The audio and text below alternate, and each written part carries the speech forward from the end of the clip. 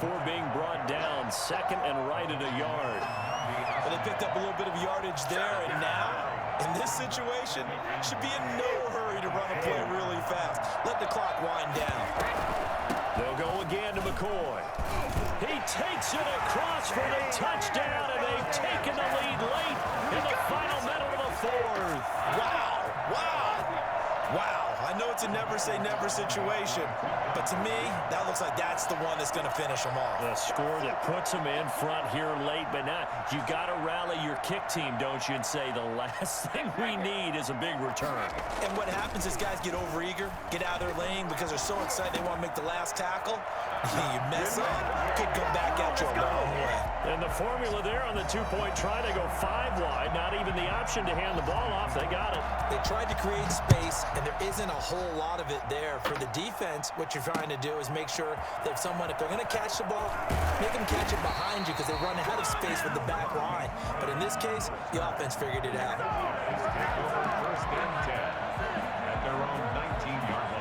The offense back out there at the line, ready for their next drive. They're down here in a one-score game, but the time, it's a factor, but it's not a huge factor right now, is it? It's really not, because this amount of time gives them a chance to run their offense, to go through play sequences. And this is what they work on every week in practice, usually on a Friday.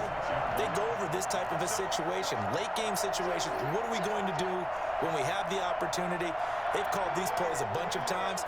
Now's their chance to execute them. Well, they have the opportunity now. Here's the execution. He's going to let it fly.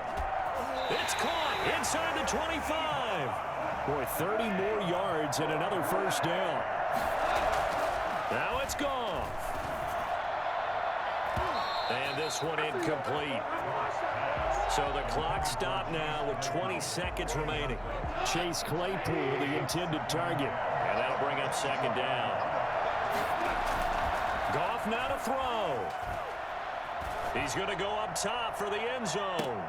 And this is intercepted, but they'll say out of bounds. So very close to a turnover there in the end zone. An important play right here, 3rd and 10. And I would expect pressure here. He's back to throw.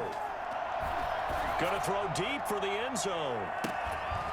And that's going to wind up incomplete. However, we do have a flag down. Let's check in with our referee. So this will be accepted as it moves the offense backwards.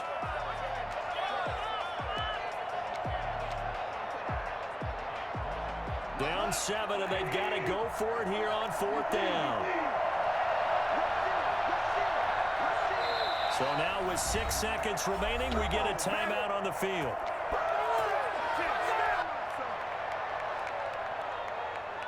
One score down. Here we go. They're going to go for it here on 4th down.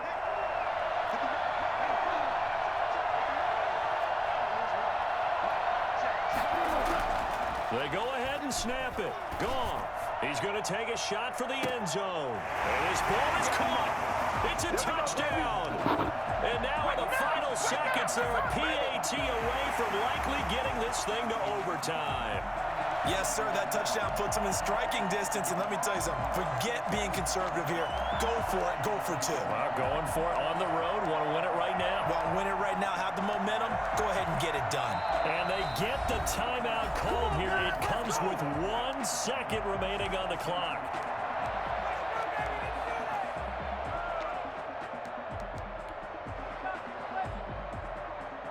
And now they're going to go for 2 and a possible win as this crowd rises to make things difficult. They're going to try and run for it. And he'll get into the end zone as the 2-point conversion is successful. That is the kickoff unit as they run up and send this one away. From the 6.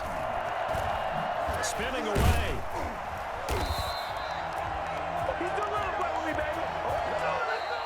Tonight's final score. Well, going into the final play of this game, they knew that they needed some type of a miracle there at the very end, but they couldn't get it done. However, we were treated to really a spectacular affair. Even though they didn't finish it off, you're exactly right. They took us down to the last play. You're wondering, could it happen? Possibly, even though we both knew it was a long shot.